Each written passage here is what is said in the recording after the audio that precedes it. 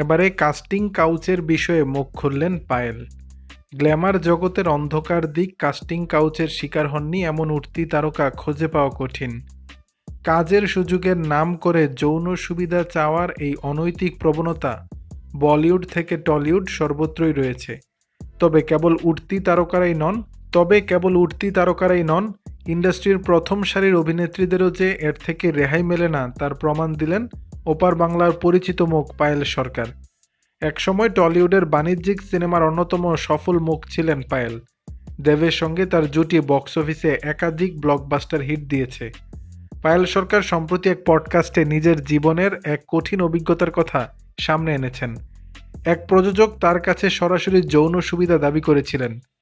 Straight up with Shri এর আসন্ন এপিসোডের প্রচারণামূলক ভিডিওতে দেখা যায়, সঞ্চালিকার সঙ্গে আলাপচারিতায় পায়েল বলেন, আমাদের ইন্ডাস্ট্রির একজন প্রযোজক আছে, নির্দিষ্ট কিছু সুবিধা আমার কাছে দাবি করেছিলেন। সঞ্চালিকা তখন পাল্টা প্রশ্ন করে জানতে চান যৌন সুবিধা। জবাবে কোনো রাগ ঢাক না রেখেই পায়েল দৃঢ়ভাবে বলেন, হ্যাঁ সেটাই। নিজের সেই ভয়াবহ অভিজ্ঞতার কথা বলতে গিয়ে অভিনেত্রী আরও জানান, ফ্লপ ছবির পর তার ক্যারিয়ারে যখন একটা কঠিন সময় চলছিল, সেই প্রযোজক তখন তাকে নিয়ে সামাজিক যোগাযোগ মাধ্যমে নানা খারাপ কথা লিখতেন, এমনকি তার ছবিতে ক্রস ক্রস চিহ্ন দিয়ে উল্টাপাল্টা মন্তব্য করতেন। অভিনেত্রী বলেন, বেসিক্যালি পুরো সাইকো হয়ে গিয়েছিলেন তিনি।